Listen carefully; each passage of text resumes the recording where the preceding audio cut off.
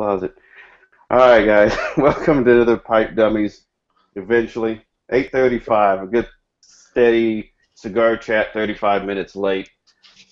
Logan's not here to blame, but I'm still gonna blame him. He set it up and he gave us some issues. But here's me and Ben are here with Rob lurking in the background, who got this fixed for us. So thank Rob. Yeah, Logan's such an asshole. Yeah, sitting in a hotel bed up in Boston, chilling. Yeah, so what we're going to do this show is something a little bit different. As y'all probably know, if you've watched this a little bit, over the past several months, Jared and I, we'll smoke. We're not narrow-minded in our approach to pipe tobacco. We'll smoke Virginias, English, and even aromatics. Because a lot of people, when they think of pipe tobacco, they think aromatic because, like, I know when I first got into pipe smoking, the reason I got into it was I used to shoot archery tournaments. And there used to be an elderly man that used to go shoot the same tournaments around the same time. And he used to smoke a pipe while he shot, which is freaking amazing. He would actually have the pipe hanging out this side as he pulled the bow back, and he'd actually shoot the bow with the pipe in his mouth. It was unbelievable. But anyway, I noticed whenever I shot in a group ahead of him or behind him, I shot a lot better. Constantly smelling that pipe tobacco, And eventually I, asked him, I said, what are you smoking? So it was just, generic cherry pipe tobacco. Nothing special, just drugstore, junk or whatever, So that got me curious about doing pipe smoking. And I know a lot of people, think back of the grandfather or an uncle or their dad smoking pipes, and there was probably an aromatic in there somewhere because it was just one of the most common tobaccos you could find in the U.S. was aromatic, and mainly cherry or vanilla or something like that. Well, nowadays you got some really good high-end aromatic tobaccos now, even though Logan refers them as Boone's Farm, just because he's kind of a bigot towards some of this stuff. But anyway, we won't go there. Pipe tobacco snob. Yeah.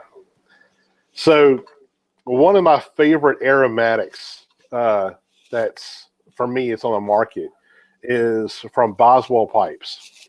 Now, I first learned about Boswell Pipes quite a long time ago when I was first got on to Cigar Review. Was doing cigar reviews for Cigar Weekly.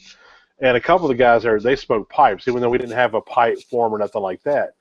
And I had a friend of mine send me several little baggies of tobaccos that from Boswell Pipes, and they smelled amazing.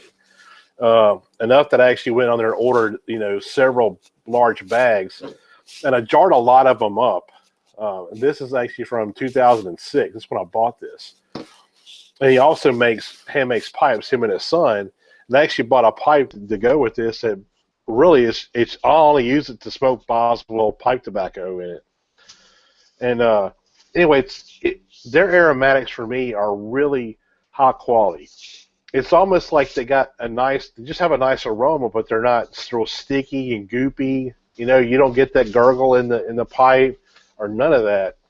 And I know a lot of people get turned off by that because aromatics can burn very hot, and if they get too hot, they can turn nasty, and they can get real goopy, and it's a mess. So, but there are a lot of really good high-end aromatics out there. A lot of stuff that just have a little topping on them. A lot of the English blends have some kind of topping. Like one of them is Airmore that's been out forever, and it's got like a little pineapple fruit topping on it. But it's still high quality. It doesn't get goopy or nothing like that. There are some bad ones. Sutlef's actually come out with several really good aromatics that kind of half of them have been kind of bad, but then the other half lately have been coming out with really high-end stuff. But Jared, I know you smoke aromatics a lot too. What are some of your favorites that you've been smoking? Yeah, I was gonna say, man, I could have just let you run this show. You got a lot more going on than I do.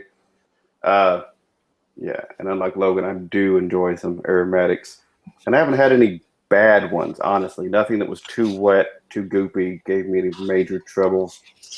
I've really liked the Suge, the Four Seasons line. Yeah. So far, I've been smoking those over. Yep. They're flavored, but they're light flavored. There's nothing real heavy about them. And when you smoke it, you don't get too much of the flavoring. It is mostly a tobacco note with a very light background of flavor, so it's pretty good. Yeah, I've got a Uh, couple of those tins, but I haven't even opened them yet. I haven't tried them out yet.